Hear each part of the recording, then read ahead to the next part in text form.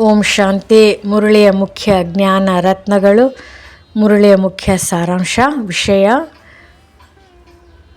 ಏಕಾಂತದಲ್ಲಿ ಆತ್ಮ ಅನುಭವ, ಜೀವಿಸಿದ್ದಂತೆಯೇ ಸಾಯುವ ಅಭ್ಯಾಸ.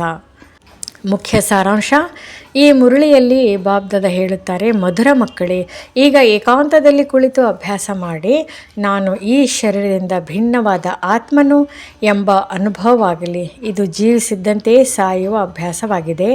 ಮುರಳಿಯ ಮುಖ್ಯ ಜ್ಞಾನ ರತ್ನಗಳು.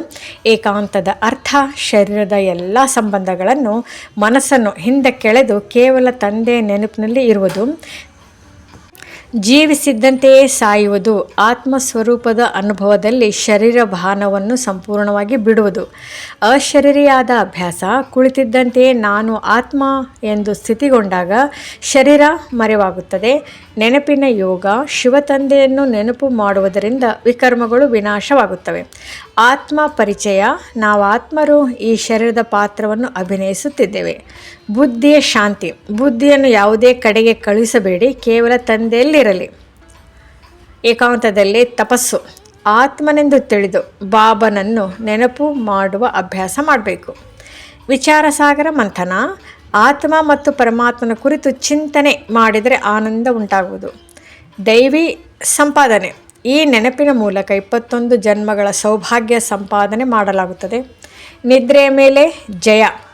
ಆತ್ಮ ಅಭಿಮಾನದಲ್ಲಿ ಇದ್ದರೆ ನಿದ್ರೆಯೂ ಸಹ ದೂರವಾಗುತ್ತದೆ. ಆತ್ಮೀಯ ಮಾತುಗಳು. ಬಾಬಾ ಜೊತೆ ಆತ್ಮೀಯವಾಗಿ ಮಾತನಾಡಿಕೊಳ್ಳಿ. ಬಾಬಾ, ನಾನು ನಿನ್ನ ಬಳಿಗೆ ಬರುತ್ತಿದ್ದೇನೆ. ಬ್ರಹ್ಮ ಮಹಾತತ್ವದ ನೆನಪು. ಸನ್ಯಾಸಿಗಳು ಬ್ರಹ್ಮ ತತ್ವದಲ್ಲಿ ಲೀನವಾಗಬೇಕೆಂದು ತಪಸ್ಸು ಮಾಡುತ್ತಾರೆ. ವಿಶಾಲ ಸೇವೆ. ಬ್ಯಾಡ್ಜ್ ಧರಿಸಿ ಚಿತ್ರಗಳೊಂದಿಗೆ ಪರಿಕ್ರಮಣ ಮಾಡಿ ಆತ್ಮಿಕ ಸೇವೆ ಮಾಡಬೇಕು. ಗೀತೆಯ ಸತ್ಯಾರ್ಥ. ಮನ್ಮನಾಭವ ಅಂದರೆ ನನ್ನನ್ನು ನೆನಪು ಮಾಡು, ವಿಕರ್ಮಗಳು ವಿನಾಶವಾಗಲಿ. ಲಕ್ಷ್ಮೀನಾರಾಯಣರ ಗುರಿ.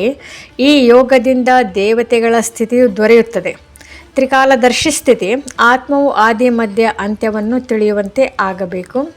ಮೂಲ ಪರಿವರ್ತನೆ. ಹಳೆಯ ಸಂಸ್ಕಾರಗಳನ್ನು ಸಂಪೂರ್ಣವಾಗಿ ಪರಿವರ್ತಿಸಿ ಹೊಸ ಸಂಸ್ಕಾರ ರೂಪಿಸಬೇಕು.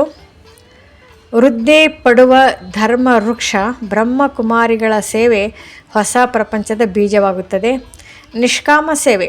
ಬಾಬಾ ಹಣ ತೆಗೆದುಕೊಳ್ಳುವುದಿಲ್ಲ, ಎಲ್ಲವೂ ಮಕ್ಕಳ ಸೇವೆಗೆ ಉಪಯೋಗವಾಗುತ್ತದೆ. ಪರೀಕ್ಷೆಗಳ ಸಮಯ.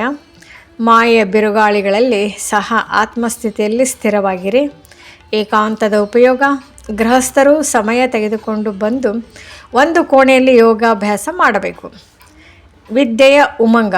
ಆತ್ಮಜ್ಞಾನದ ವಿದ್ಯೆಯಲ್ಲಿ ಸಂತೋಷದಿಂದ ತೊಡಗಿಸಿಕೊಳ್ಳಿ. ಸಂಪಾದನೆಗೆ ಸಮಯ. ಮುಂಜಾನೆ ಮತ್ತು ರಾತ್ರಿ ಸಮಯ ಆತ್ಮಿಕ ಸಂಪಾದನೆಗೆ ಅತ್ಯುತ್ತಮ. ದೈವಿ ಖುಷಿ.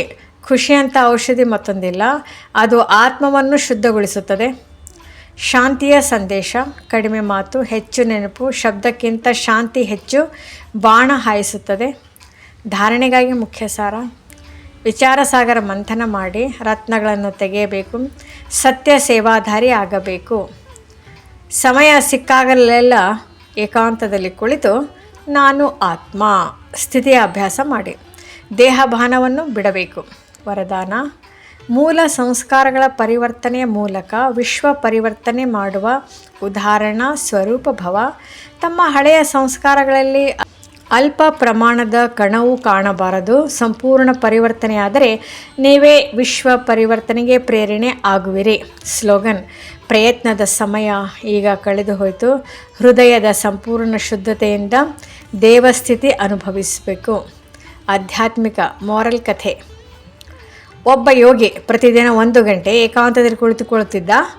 ಅವನ ಸುತ್ತಲೂ ಧ್ವನಿ, ಜನ, ಜಗತ್ತು ಇದ್ದರೂ ಅವನು ನಾನು ಆತ್ಮ ಎಂಬ ಭಾವದಲ್ಲಿ ತೀವ್ರವಾಗಿ ಲೀನವಾಗಿದ್ದ. ಒಮ್ಮೆ ಅವನ ಶಿಷ್ಯ ಕೇಳಿದ, ಗುರುದೇವ, ನೀವು ಏಕೆ ಪ್ರತಿದಿನ ಮೌನವಾಗಿರುತ್ತೀರಿ?